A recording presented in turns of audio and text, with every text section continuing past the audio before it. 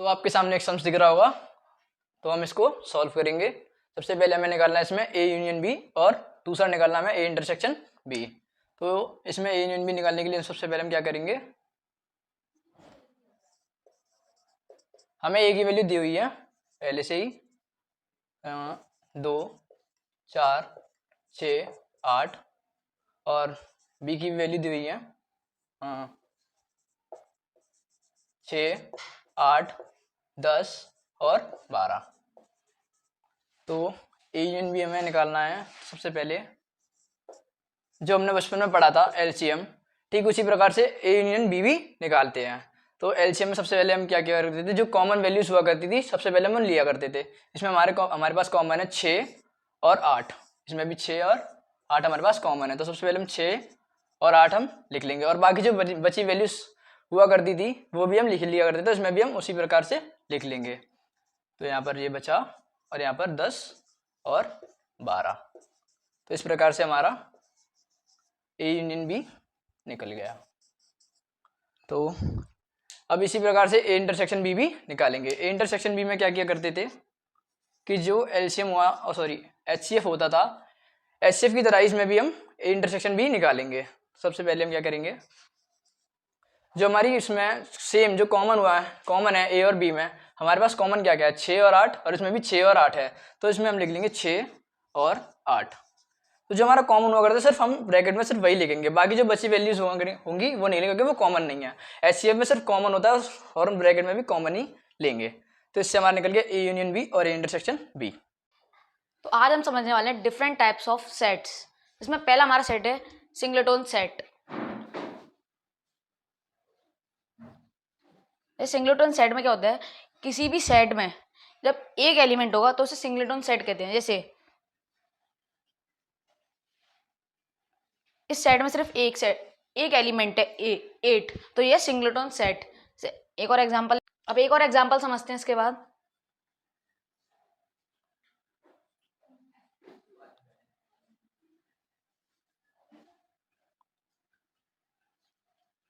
जैसे कि इसमें लिखा है -5 = 0। हमें यहाँ पर x की जगह पर कोई भी वैल्यू रखनी है तो उससे हमें 0 मिलेगा, तो हम यहाँ पर रखते हैं 5, तो हमें मिला 0। अब यहाँ पर और कोई वैल्यू रख के चेक कर सकते हो आप, -5 रखोगे तो प्लस हो जाएगा, सिर्फ यहाँ पर एक 5 रखकर ही 0 आएगा, इसलिए ये भी एक सिंगलेटन सेट है। समझते हैं इक्विवेलेंट सेट क्या होता है। इक्विवेलेंट सेट, इसमें हमें 2 सेट दे रखे होंगे। ए में हमें एलिमेंट्स दे रखे हैं 1 2 और 3, और बी में हमें दे रखे हैं A B C. Equivalent set में जो नंबर ऑफ एलिमेंट्स होते हैं वो इक्वल होते हैं। जैसे ए में जो नंबर ऑफ एलिमेंट्स ए में वो है 3, तो हम लिखेंगे number of element in A = 3, number of element in B = 3। तो इसमें दोनों जो नंबर ऑफ एलिमेंट्स है वो इक्वल हैं। अब हम समझते हैं इक्वल सेट क्या होता है। इसमें भी हमें 2 सेट दे रखे होंगे। पहले में देखा 1 2 3, और बी में दे रखा है 3 2 1। इक्वल सेट में क्या होता है, इक्वलेंट सेट में क्या होता है, जो नंबर ऑफ एलिमेंट्स थे वो इक्वल थे, जबकि इक्वल सेट में नंबर ऑफ एलिमेंट्स भी इक्वल होते हैं, साथ में जो एलिमेंट्स होते हैं वो भी आपस में इक्वल होते हैं। जैसे इसमें 1 2 3, इसमें 1 2 3, उसके साथ साथ इसके नंबर ऑफ एलिमेंट्स भी इक्वल हैं।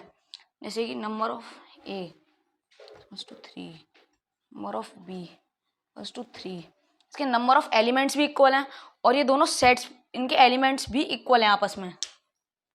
हम समझते हैं आगे एम्प्टी सेट।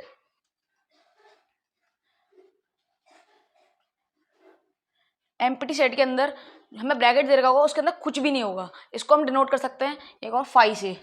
एम्प्टी को हम कर सकते हैं फाई से। एम्प्टी सेट के अंदर कोई भी एलिमेंट नहीं होता है। इसके बाद हम समझते हैं फाइनाइट सेट।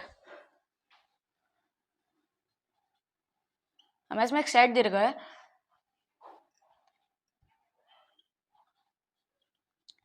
इसमें हमें सेट्स में कुछ एलिमेंट्स दे रखे हैं, जैसे 1 2 3 4 5।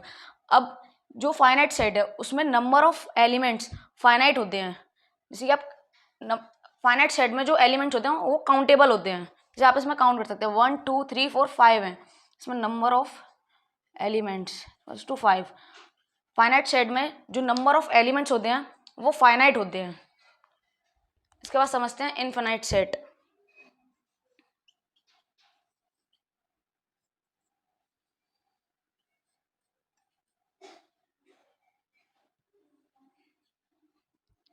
इनफाइनाइट सेट में क्या होता है, जो हमारा नंबर ऑफ एलिमेंट्स होते हैं वो अनकाउंटेबल होते हैं। इसमें हम डैश डैश लगा हुआ है तो इसमें हम आगे के हमें नहीं पता कितने एलिमेंट है इसमें। इसमें जो नंबर ऑफ एलिमेंट्स होते हैं वो इनफाइनाइट होते हैं, इसलिए इनफाइनाइट सेट है। हेलो एवरीवन, तो आज हम सीखने वाले हैं सेट।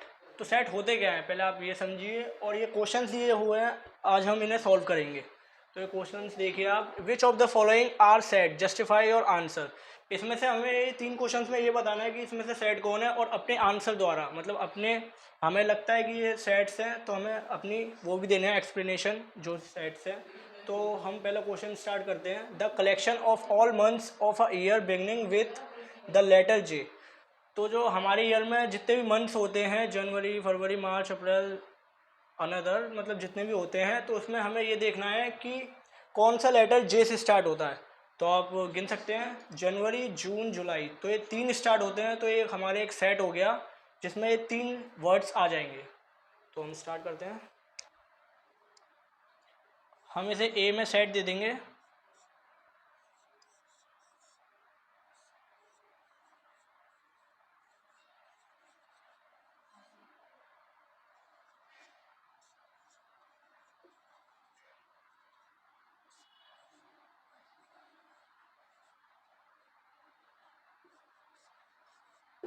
ये लीजिए, पहला हमारा सॉल्व हो चुका है। तो अब हम देखते हैं दूसरा question. The collection of all rich person of Kolkata. तो इसमें हमें आपको बताना है कि मतलब कौन सा रिच पर्सन है, मतलब कितने रिच पर्सन हैं कोलकाता में, उसके कलेक्शन बताने हैं। तो आप ये डिफाइन नहीं कर पाएंगे, क्योंकि हर व्यक्ति जो कोलकाता का है वो तो बोलेगा कि मैं अमीर हूँ, उसके पास घर है, गाड़ी है, तो वो बोलेगा कि मैं अमीर हूँ। तो इसमें आप डिफाइन नहीं कर सकते, क्योंकि आप किसी की वैल्यू देख के मतलब ये नहीं कह सकते कि ये पुअर है या फिर ये रिच है। तो ये सेट नहीं होगा। हम इसे लिख देते हैं।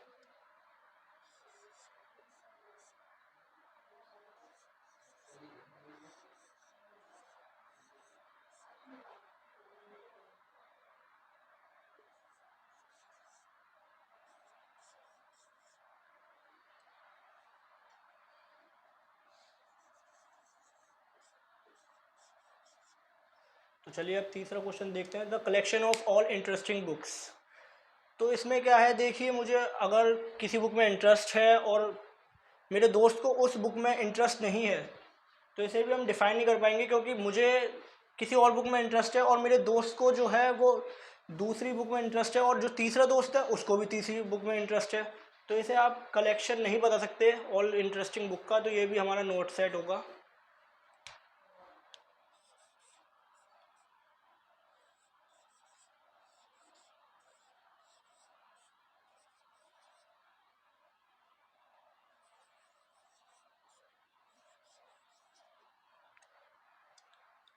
हो गया। आज हम समझेंगे वेन डायग्राम। हम हमेशा वेन डायग्राम को रेक्टेंगल से शो करते हैं।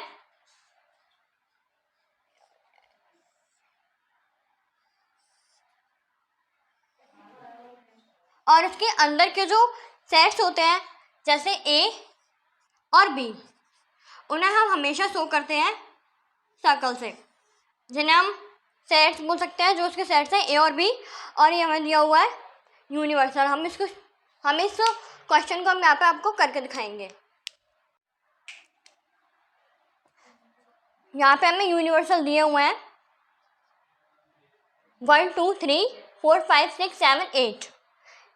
पहले हम उसका शो करने का शेप बना लेंगे, जो हम शो करते हैं रेक्टेंगल से। इसके अंदर के एलिमेंट्स हैं ए और बी, जिन्हें हम शो करते हैं सर्कल से। तो हम 2 सर्कल बना लेंगे जो आपस में इंटरसेक्ट करेंगे। ये बी हो गया और ये ए हो गया। ये हमें पूछ रहा है फर्स्ट क्वेश्चन, ए इंटरसेक्टिंग बी निकालो। तो उसके लिए पहले हम ए और बी की वैल्यू लिख लेंगे।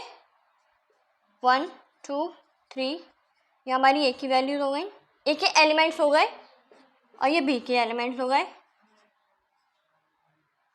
3 4 5।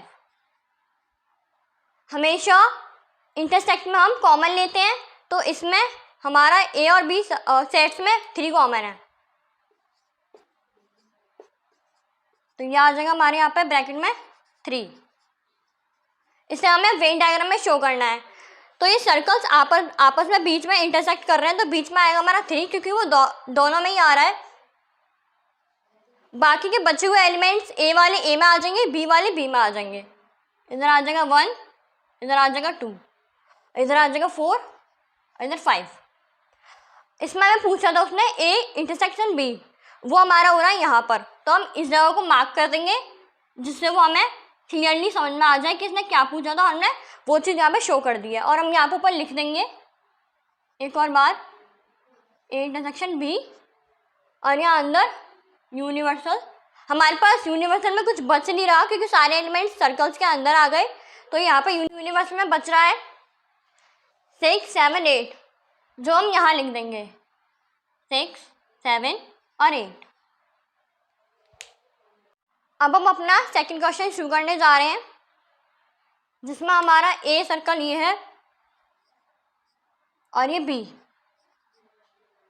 इसमें हमें पूछ रहा है यूनियन। यूनियन में हम सारे लेते हैं।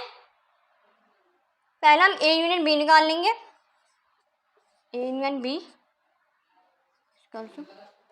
ए के एलिमेंट्स लिख लेंगे 1, 2, 3, और बी के एलिमेंट्स लिख लेंगे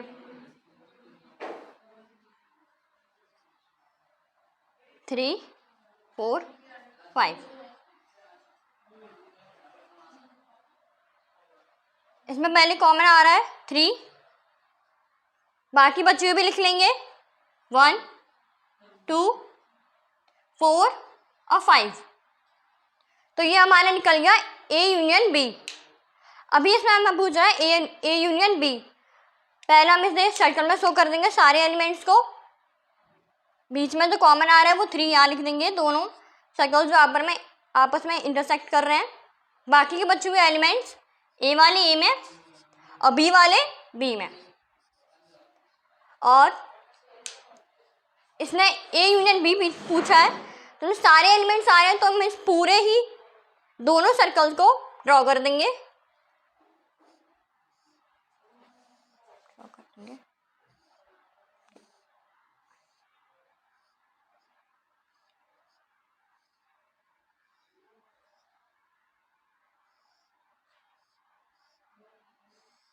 और बचे हुए एलिमेंट्स हम लिख लेंगे यूनिवर्सल में, जो कि हमारे 6, 7 और 8। तो ये क्वेश्चन भी हमारा कंप्लीट हो गया है। अब हम समझाएंगे यहाँ पर ए इंटरसेक्शन सी। ए और सी और यूनिवर्सल। पहले हम ए इंटरसेक्शन सी निकाल लेंगे। ए के एलिमेंट्स हमें दिए हुए हैं ए, बी, सी, डी, और सी के एलिमेंट्स हमें दिए हुए हैं एफ, डी, जी। इसमें हमें इंटरसेक्ट निकालना है, कॉमन आ जाएगा ब्रैकेट में डी।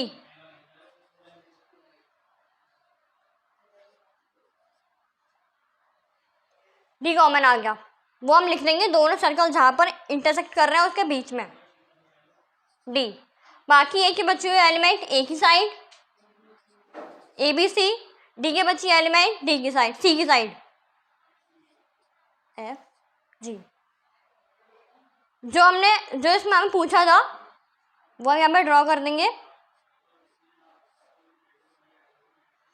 बचा हुआ यूनिवर्सल है हमारे पास H। अब हम समझाएंगे सेकंड ए यूनियन सी। फिर से हम निकाल लेंगे ए यूनियन सी। ए के elements A, B, C, D. C के elements F D G, A union C, इसमें सारे एलिमेंट्स आ जाएंगे A B C D F G. जो कॉमन आ रहा है दोनों में,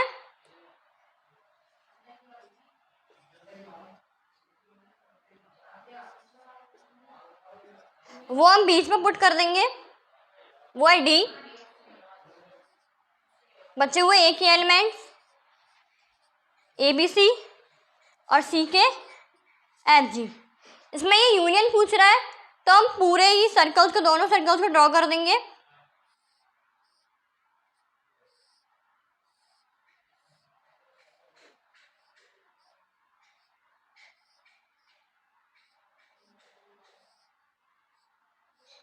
बचा हुआ यूनिवर्सल एच हम यहाँ पुट कर करेंगे। थर्ड सम ए माइनस बी, ये हो जाएगा हमारा ए का सर्कल और हो जाएगा बी का सर्कल और यूनिवर्सल। पहले हम ए के एलिमेंट्स लिख लेंगे जो हमें दिए हुए हैं ए बी सी और डी, और बी के एलिमेंट्स लिख लेंगे जो दिए हमें डी ई एफ। ये पूछ रहा है ए माइनस बी, ए माइनस बी में डी कट जाएगा, बाकी ब्रैकेट के अंदर आ जाएगा ए बी सी। ई एफ नहीं आएंगे क्योंकि वो ए से छोटे हैं, जो वो डिजिट आगे होती है उसकी एलिमेंट्स ब्रैकेट में आते हैं माइनस करने के बाद। तो बचना हमारा ए बी सी।